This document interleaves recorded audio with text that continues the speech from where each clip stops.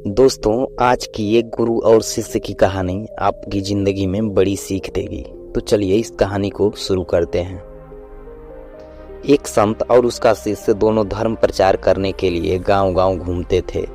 एक गांव में पहुंचे और एक कुटिया बनाकर उसमें रहने लगे। नगरवासी उनका बहुत सम्मान करते थे और उन्हें भोजन इत्यादि देने के साथ साथ दान दक्षिणा भी दिया करते थे।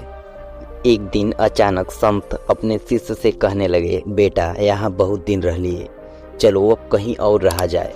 शिष्य ने पूछा, क्यों गुरुदेव, यहाँ तो बहुत चढ़ावा आता है, क्यों न कुछ दिन बाद चलें, तब तक चढ़ावा और इकट्ठा हो जाएगा। संत ने जवाब दिया, बेटा हमें धन और वस्तुओं के संग्रह से क्या लेना देना, हमें तो त्याग के रास्ते पर चलना है। गुरु की आज्ञा सुनकर शिष्य ने सब कुछ जो था वहीं पर छोड़ दिया, लेकिन फिर भी चलते हुए उसने गुरु से चोरी छिपे कुछ सिक्के अपनी झोली में डाल लिए।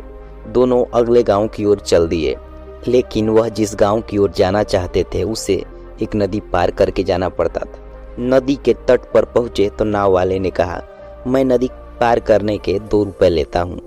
आप लोग साधु महात्मा हैं, इसलिए आपसे 1 रुपए ही लूंगा। संत के पास पैसे नहीं थे, इसलिए वे आसन लगाकर बैठ गए। शिष्य के पास पैसे थे, लेकिन वह गुरु की आज्ञा के विरुद्ध चोरी से लाया था, इसलिए उसने वो सिक्के नहीं दिए।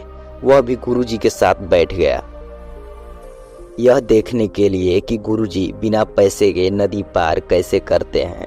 गुरुजी इस आस में बैठे थे कि या तो वह नाव वाला उन्हें बिना पैसों के नदी पार करवा देगा, या कोई भक्त आ जाए और उन्हें दान दक्षिणा दे ताकि वे नाव वाले का भुगतान कर सकें।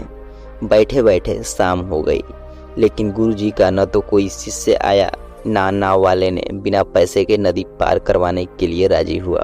तो नाव वाले ने उन्हें डराते हुए कहा कि यहाँ रात को रुकना खतरे से खाली नहीं है, बेहतर यही होगा कि आप यहाँ से या तो नदी पार करके गंतव्य स्थान पर चले जाएं, या यहाँ जहाँ से आए थे वहीं चले जाएं।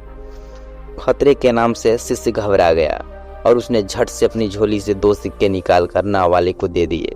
बदले में नाव वाले ने उन्हें नदी पार पहुंचा दिया। गुरुजी ने शिष्य से पूछा, तुमने गांव का चढ़ावा क्यों ले लिया? मैंने तुम्हें सब कुछ छोड़ने के लिए कहा था। शिष्य बोला, गुरुजी यदि वह सिक्के मेरी झोली में ना होते तो हम दोनों कष्ट में पड़ जाते। संत ने मुस्कुराकर कहा, जब तक सिक्के तुम्हारे झोली में थे तब तक हम कष्ट में ही थे, जैसे ही तुमने उन्हें बाहर निकाला हमारा काम बन गया, इसीलिए त्याग में ही सुख है।